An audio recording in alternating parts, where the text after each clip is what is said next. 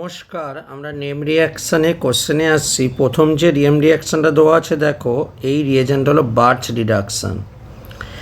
এখন এখানে অক্সিজেনের লোন পেয়ারটা পুশ করছে।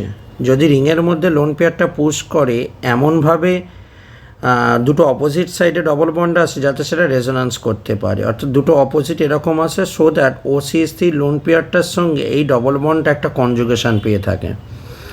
তাই জন্য আমরা অ্যান্সার বলছি বি। পরের কোশ্চেন বলেছে fastest reaction of phenol all আর diazo coupling or azo dye test, right?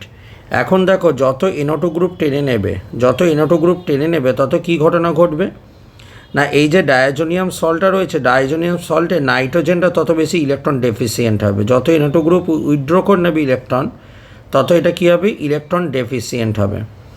এবং যত বেশি ইলেকট্রন ডেফিসিয়েন্ট হবে অক্সিজেনের লোন পেয়ার দিয়ে পুশ করে, তত এইখানে এসে কাবলিং রিয়াকশানটা ঘটাতে পারবে।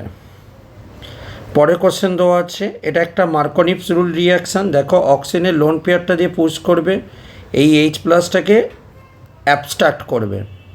এবার H+টাকে অ্যাবস্ট্রাক্ট করার পর দেখতে কেমন হচ্ছে, OCH3 অক্সিজেনের মধ্যে প্লাস হচ্ছে, রাইট?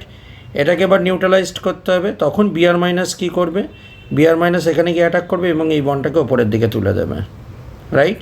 এবং অপশান কোনটা আসবে, অপশান বি আসবে।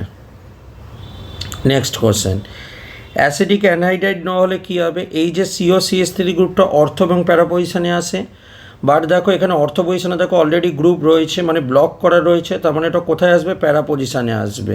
তাহলে প্যারা পজিশানে COCH3 গ্রুপটা এলো, তার মানে অপশান সি হলো answer. Question number 5, Baeyer test কোনটা পসিবল? আমরা জানি Baeyer test possible carbon carbon double bond অথবা কার্বন কার্বন ট্রিপল বন্ডের জন্য। দেখো ডবল বন্ড রয়েছে, দেখো ট্রিপল বন্ড রয়েছে, এটাও ডবল বন্ড রয়েছে, যদিও এটা কম হবে বায়ার টেস্ট। তার কারণটা হচ্ছে এটা একটা অ্যারোমেটিক কম্পাউন্ড, ডবল বন্ড যেটা রয়েছে পাই ইলেকট্রনটা ডিলোকালাইজড, কিন্তু দেখো এইটার মধ্যে কার্বন কার্বন ডবল বন্ড নেই, তাই অপশান সি হলো অ্যান্সার। নেক্সট কোশ্চেন, NBS দিলে কী হবে? NBS দিলে ডবল বন্ডের পাশের কার্বনে ব্রোমিন আসবে। এখন ডবল বন্ডের পাশের কার্বন বলতে এইটা হলো ডবল বন্ড, দেখতেই পাচ্ছ পাশের কার্বন এইটা হচ্ছে এবং এইটা হচ্ছে। এবার দেখতে হবে কোথাকার র্যাডিক্যাল স্টেবল হয়। যদি আমার এই জায়গাটা যদি র্যাডিক্যাল করি, এখানে র্যাডিক্যালটা স্টেবল, কারণ এটা রেজোন্যান্সটা করছেই, তার সঙ্গে এটা দেখো একটা 3 ডিগ্রি র্যাডিক্যাল, তাই এখানে স্টেবল হয়ে ব্রোমিনটা পরবর্তীকালে এই যে স্টেবল র্যাডিক্যালের জায়গাটা জোড়া লাগবে, অর্থাৎ অপশান এ হলো অ্যান্সার। কোশ্চেন নাম্বার 7 রিয়াকশানটা দেখলেই বুঝতে পারছি এটা বায়োভিলিজার অক্সিডেশন, এবং বায়োভিলিজার অক্সিডেশন করবার জন্য পার অ্যাসিড দরকার হয়। দেখো CF3CO3H, এটা একটা পার অ্যাসিড, তাই অপশান এ হলো অ্যান্সার। পরের question, PCC does not react with, PCC কার সঙ্গে রিয়াক্ট করে না? PCC তার সঙ্গে রিয়াক্ট করবে না যার মধ্যে কোনো আলফা হাইড্রোজেন নেই। দেখো এইটার মধ্যে দেখো আলফা হাইড্রোজেন আছে, তার মানে এটার সঙ্গে রিয়াক্ট করবে। এইটার মধ্যে দেখো এই কার্বনটার মধ্যে দেখো OH যে কার্বনের সঙ্গে অ্যাটাচ আছে, সেই কার্বনের সঙ্গে নো আলফা হাইড্রোজেন, তার মানে অপশান বি হলো আমার কাছে অ্যান্সার। অপশান সিতেও দেখো আলফা হাইড্রোজেন আছে, তার মানে এটার সঙ্গে রিয়াক্ট করবে। এবং এইখানটার ক্ষেত্রেও দেখো অপশান ডিতেও দেখো আলফা হাইড্রোজেন আছে, একমাত্র অপশান বিতের মধ্যে আলফা হাইড্রোজেন নেই, তাই জন্য অপশান বি হলো অ্যান্সার। নেক্সট কোশ্চেনটা খেয়াল করে দেখো, এটা CH3 গ্রুপটা কী হয়েছে, CHO হয়েছে, CH3CHO হয়েছে। এটা কী রিয়াকশান? এটা হলো ইটার রিয়াকশান, তার মানে ইটার রিয়াকশান হলো answer.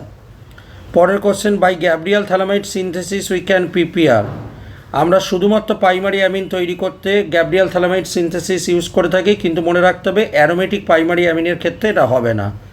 All primary amine can be prepared, বা অ্যারোমেটিক প্রাইমারি অ্যামিন তৈরি করা যায় না, তার কারণ যে স্টার্টিং মেটেরিয়াল রয়েছে হ্যালোবেনজিন যেটা রয়েছে, হ্যালোবেনজিনটা এই রিংয়ের সঙ্গে কী করে, রেজোন্যান্স করে ফেলে, তাই অপশান এ হলো অ্যান্সার। তো এই ছিল আমাদের নেম রিয়াকশানের উপর কোশ্চেন অ্যান্সার। পরবর্তী ভিডিওতে আরও কিছু কোশ্চেন নিয়ে আমরা ডিসকাস করব। ধন্যবাদ।